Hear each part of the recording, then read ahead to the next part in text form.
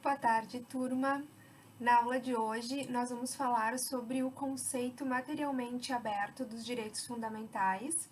Basicamente, na aula de hoje, a gente vai tratar um pouco sobre o parágrafo 2º e o parágrafo 3º do artigo 5º, que vai, na verdade, de modo geral, nos dizer que os direitos fundamentais que estão previstos na nossa Constituição e mais especificamente no artigo 5º se trata de um rol exemplificativo e não de um rol de direitos taxativos, ou seja, os direitos que estão ali previstos, direitos e garantias, eles não são os únicos direitos reconhecidos dentro do nosso ordenamento jurídico no que diz respeito a direitos fundamentais.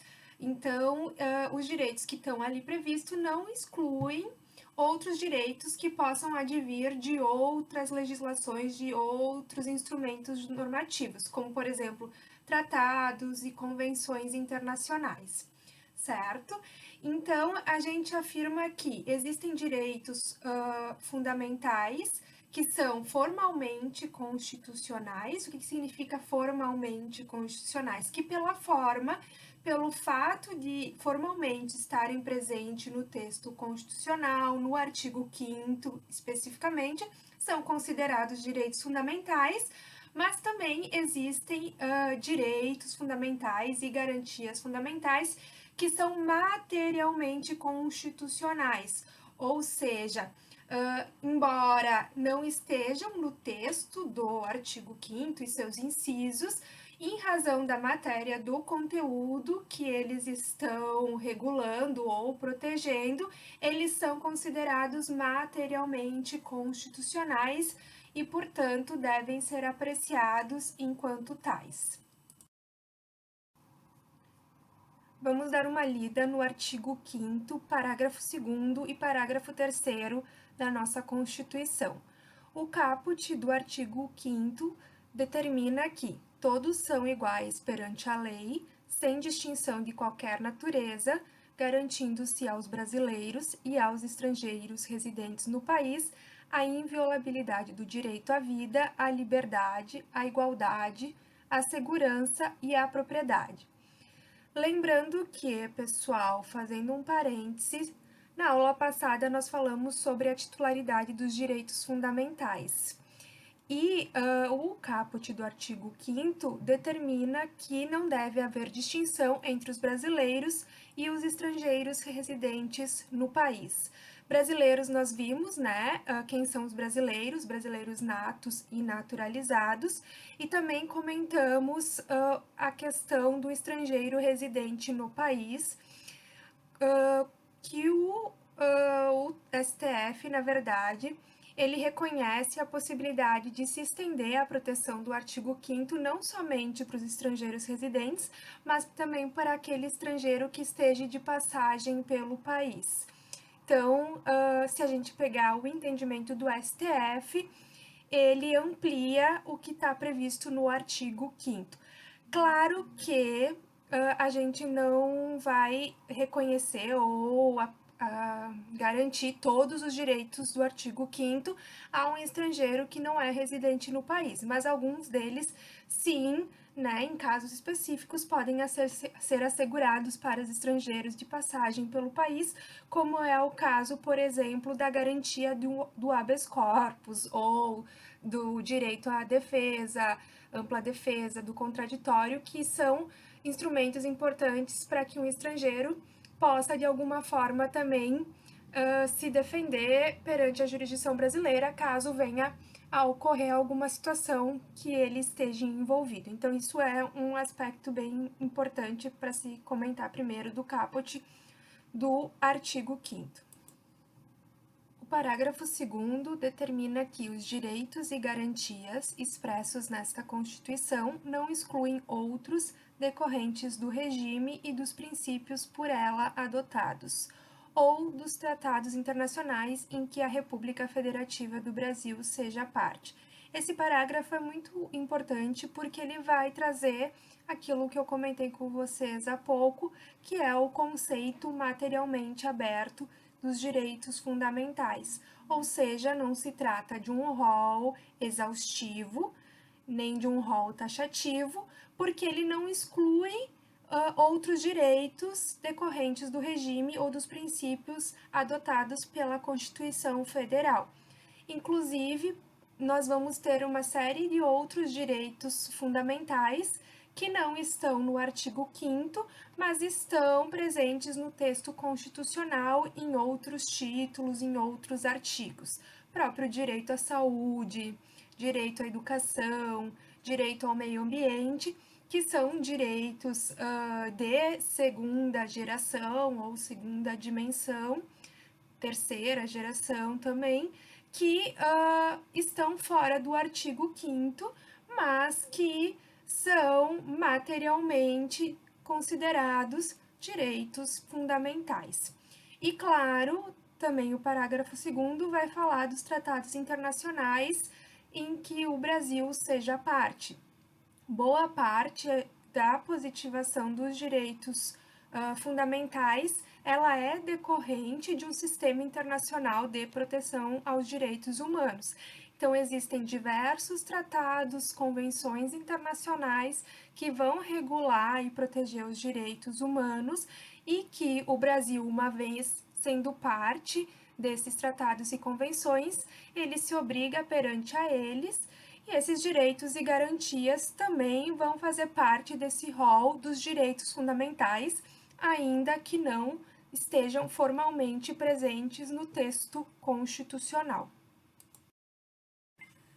Claro que, turma, o fato de existir esse parágrafo 2º na Constituição e que reconhece esse conceito materialmente aberto dos direitos fundamentais, ele é bem importante, porque a gente não poderia restringir o reconhecimento de tais direitos ao artigo 5º, mas, por outro lado, ele também gera uma série de discussões no âmbito da doutrina e da própria jurisprudência, uma vez que a gente precisa daí reconhecer quais e identificar quais seriam esses outros direitos que estão presentes no nosso ordenamento jurídico e que teriam essa equivalência de direitos fundamentais. Então, como determinar um direito que está fora da previsão formal dentro do nosso texto constitucional enquanto direitos fundamentais e como, então, definir ou enquadrar ele enquanto um direito fundamental, né? Então, essa é a maior discussão hoje no que diz respeito a esse conceito materialmente aberto dos direitos fundamentais. O entendimento majoritário é que a gente precisa, para averiguar o reconhecimento de um direito enquanto fundamental, é olhar para todo o regime constitucional e os princípios presentes na nossa Constituição e perceber se esse direito, então, ele se enquadra ou ele está consagrado dentro do que é o que a nossa Constituição entende por um direito fundamental. Então, só para ficar um pouco mais ilustrativo, a gente pode citar como exemplos alguns princípios que a gente encontra na nossa Constituição, como, por exemplo, o princípio da dignidade da pessoa humana, que pode servir para fundamentar outros direitos que não estão na Constituição, mas que seriam considerados direitos fundamentais. O princípio da igualdade, o direito ao contraditório e à ampla defesa. Então, se a gente pegar, por exemplo, a questão no âmbito do direito de família sobre o direito à igualdade entre os cônjuges na criação do filho, isso a gente pode, inclusive, defender que se trata de um direito fundamental, já que o próprio artigo 5º vai dizer que todos são iguais perante a lei. Ou o direito a um sigilo bancário.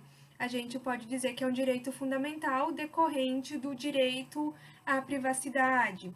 A questão da motivação das decisões judiciais, que as decisões judiciais elas precisam estar fundamentadas. Isso não está explícito no artigo 5º, mas pode ser considerado um direito fundamental, uma vez que a pessoa tem direito ao contraditório e à ampla defesa, e ela só vai poder exercer o direito ao contraditório ou à ampla defesa se ela tiver conhecimento do fundamento do porquê de uma decisão judicial. Então, percebem que são uma série de outros direitos que podem vir a surgir, uma discussão em torno deles, e que, uma vez analisado, né, os princípios que regem a nossa Constituição, outros direitos que estão previstos no artigo 5º, a gente consegue, daí, identificar ou defender que eles se tratam de direitos fundamentais. Por que eu digo defender? Porque a maioria dessas discussões, ela vem de um ativismo por parte dos próprios advogados, né, que vão buscar, através de casos concretos, o reconhecimento de tais direitos enquanto fundamentais, e se utilizam, então, desse conceito materialmente aberto do parágrafo 2º do artigo 5º e fazem, então, toda uma defesa fundamentada, então, em outros direitos, princípios que vão reger a nossa Constituição.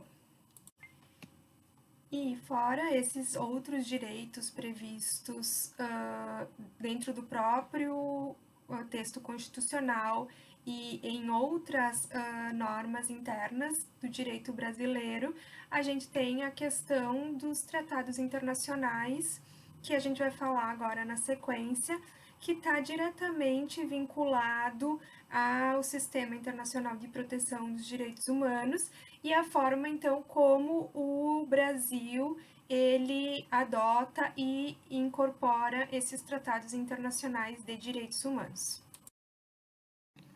Nesse sentido, o parágrafo 3º do artigo 5º determina que os tratados e convenções internacionais sobre direitos humanos, que forem aprovados em cada casa do Congresso Nacional, em 2 turnos, por 3/5 dos votos dos respectivos membros, serão equivalentes a emendas constitucionais. Então, turma, nós aqui vamos por partes, porque o parágrafo 3º, ele fala que alguns tratados e convenções internacionais sobre direitos humanos, eles podem ter status de emenda constitucional se eles forem aprovados pelo quórum ali previsto no parágrafo 3º. Mas existem tratados e convenções que foram aprovados por um quórum diferente desse previsto, ou que foram incorporados ao nosso ordenamento jurídico antes da inclusão desse parágrafo 3º no artigo 5º da Constituição Federal. Esse parágrafo 3º ele foi incluído através de emenda constitucional em 2004. E claro que existe uma série de tratados e convenções que tinham sido incorporados antes de 2004. Então, vai ter uma série de discussões que a gente precisa fazer em torno dessa questão da incorporação dos tratados e convenções internacionais de direitos humanos no nosso ordenamento jurídico brasileiro, tá? Primeiro, pessoal, é um tema mais relacionado à disciplina de direito internacional, ou muitas vezes trabalhado em constitucional também, a questão da incorporação dos tratados na ordem jurídica brasileira. Aqui a gente vai focar especificamente nos tratados e convenções internacionais sobre o tema dos direitos humanos. Mas, no direito internacional e na doutrina constitucional também, existem 2 teorias para tratar da distinção entre o direito interno e o direito internacional. A teoria monista e a teoria dualista, que são 2 teorias que se opõem. A teoria dualista, ela entende que o direito interno e o direito internacional são 2 sistemas completamente diferentes, 2 ordens jurídicas completamente diferentes e que regulam temas diferentes e que, portanto, dificilmente vai haver um conflito entre essas normas, uma vez que elas estão regulando coisas diferentes. E um direito internacional, uma norma internacional, para ter validade no âmbito interno de um Estado, ela precisa ser transformada numa legislação interna. Então, ela precisa ser incorporada através de um processo legislativo na ordem jurídica interna. Então, ela só vai ser lei interna a partir do momento em que ela passa por esse processo de incorporação. E a teoria monista, ela já entende o contrário, que não se tratam de duas ordens separadas, né? Que na verdade são duas ordens que se complementam, sendo a ordem jurídica internacional mais ampla do que a ordem jurídica interna. E claro que, uma vez ratificado um tratado no âmbito internacional, esse automaticamente passa a ter validade no âmbito interno, porque não se tratam de ordens jurídicas distintas. O que acontece é que, muitas vezes, quando a gente está falando da teoria monista, por serem ordens jurídicas que não são opostas, elas acabam regulando o mesmo tema, e essas normas, por vezes, elas vão entrar em conflito por estarem regulando a mesma questão, ou vai ter um conflito entre a norma interna e a norma internacional, e isso é discutido na doutrina, como resolver esse conflito de normas a partir de uma teoria monista. Então, essas são as duas principais teorias, que seriam a teoria monista e a teoria dualista, certo?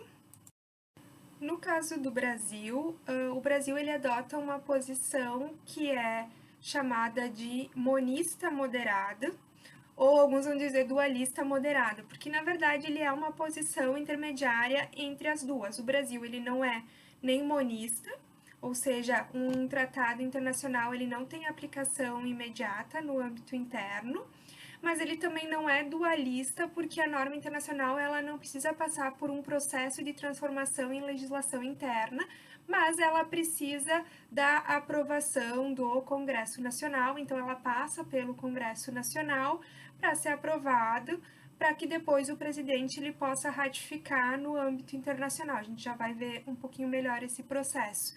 Então, o Brasil ele é considerado um país que tem uma posição intermediária entre a teoria monista e a teoria dualista. Dentre os monistas, que são esses que defendem que não se tratam de ordens jurídicas distintas e que elas podem vir a regular o mesmo tema, a gente vai ter algumas correntes que vão defender posições diferentes no que diz respeito a esse conflito de normas. A gente vai ter os monistas nacionalistas, que defendem que, havendo um conflito entre o direito internacional e o direito interno, há uma supremacia da ordem interna e da Constituição, uma vez que quem cria o vínculo jurídico no âmbito internacional é o próprio Estado, então ele decide ou não se quer fazer parte daquele tratado internacional, então a ordem interna ela teria prevalência sobre a ordem internacional. Do outro lado, a gente tem os monistas internacionalistas, que vão defender, então, a primazia do direito internacional sobre o direito interno, e uma vez que, na verdade, pelo direito internacional, um Estado não pode utilizar como argumento para se eximir de cumprir no âmbito internacional um direito o fato de ele ser contrário à sua legislação interna. Então, há, dentro do âmbito internacional, essa primazia do direito internacional também. E, por fim, a gente tem uma terceira corrente, que essa é importante para nós, que eu quero ressaltar aqui, que é a corrente monista internacionalista dialógica. A corrente internacionalista, eu já falei para vocês, ela defende a primazia do direito internacional sobre o direito interno. Mas a dialógica, ela vem agregar um outro elemento, que é o elemento dos direitos humanos, que no caso de legislações, convenções, tratados que prevejam direitos humanos, vai prevalecer aquele que for mais benéfico. Então, se a legislação interna com relação a direitos humanos for mais benéfica, prevalece a norma interna. Se a legislação internacional, se a convenção internacional for mais benéfica, prevalece a convenção internacional. Então, essa é a corrente monista internacionalista dialógica, que ela é bastante discutida, divulgada na América Latina, em razão da Convenção Americana sobre Direitos Humanos de 1969, que no artigo 29 vai dizer que nenhuma disposição dessa convenção ela pode ser interpretada no sentido de limitar o gozo e o exercício de qualquer direito. Então, a interpretação da convenção ela vai ser sempre no sentido de ampliar direitos. Decorrente dessa norma, dessa convenção, é que surge toda uma discussão em torno da corrente monista internacionalista dialógica. Então, turma, como nós estamos falando sobre os tratados e convenções internacionais, eu acho importante a gente entender como se dá esse processo de formação dos tratados e a gente vai analisar isso a partir desse esquema que eu coloquei para vocês. Então, essas são as etapas de formação dos tratados, começando pela etapa número 1, que é a etapa de negociações. Essas negociações, elas são realizadas no âmbito internacional, através de encontro entre chefes de estados, ministros das relações exteriores. Ela pode se dar no seio de alguma organização internacional, por exemplo, durante a Assembleia Geral da ONU, uma proposta de um tratado, de uma convenção internacional, e aí os estados iniciam as negociações para colocar, então, no texto, no papel, quais seriam essas normas estabelecidas através desse tratado, desse acordo internacional. A partir do momento em que esse tratado é colocado no papel, as normas estão estabelecidas, os estados, então, podem adotar aquele texto em relação àquele tratado. A adoção nada mais é do que os estados dizerem que eles concordam com o fim das negociações, que aquele é o texto final, o texto oficial de um tratado, certo? Finalizado o texto, os estados concordando, adotando aqueles textos, se tem uma outra etapa que é a da assinatura. O que acontece, né, pessoal? Um estado ele pode participar das negociações, ele pode adotar, concordar com o texto do tratado, mas ele pode não querer assinar aquele tratado, ou se ele realmente quer fazer parte daquele tratado, ele pode então assinar o tratado ou convenção internacional, certo? Essa é uma etapa realizada toda no âmbito internacional pelo presidente da República ou pelo ministro das Relações Exteriores ou alguém a quem ele dá plenos poderes para negociar no âmbito internacional. Finalizada essa etapa, então negociou, adotou e assinou o texto do tratado, o chefe de Estado, no caso do Brasil, o presidente da República, né, ele vai encaminhar ao Congresso Nacional, por meio de mensagem, esse tratado para que o Congresso Nacional resolva se ele vai adotar ou não aquele tratado ou aquele acordo internacional. Por que isso, pessoal? Porque a nossa Constituição, no artigo 49, inciso 1º, diz que cabe ao Congresso Nacional resolver definitivamente sobre tratados, acordos ou atos internacionais que acarretem encargos ou compromissos gravosos ao patrimônio nacional. Então, cabe ao presidente encaminhar ao Congresso Nacional esse tratado que ele assinou no âmbito internacional. Cumpre ressaltar que no momento em que ele assina, ele ainda não está vinculado, obrigado em relação àquele tratado. Essa vinculação ela só ocorre a partir do momento em que o Estado ele vai ratificar aquele tratado no âmbito internacional. Então vejam que no âmbito internacional existem duas fases, a primeira e a terceira, que é a negociação, adoção e assinatura, e depois, na terceira fase, a ratificação. Essas são as etapas internacionais. O Brasil, como diante do artigo 49, ele exige a aprovação pelo Congresso Nacional, o Brasil, antes de ratificar, ele passa por uma fase interna, que é a segunda fase ali no esquema, o referendo parlamentar para aprovação daquele tratado no âmbito interno, certo? E aí, então, vai para o Congresso Nacional. A decisão do Congresso Nacional, ela ocorre por meio de decreto legislativo, ou seja, é um ato normativo primário, né? Basta que o Congresso Nacional ele aprove aquela lei internacional e ela vai ter a mesma posição de uma lei ordinária, porque basta a maioria simples para aprovação, certo?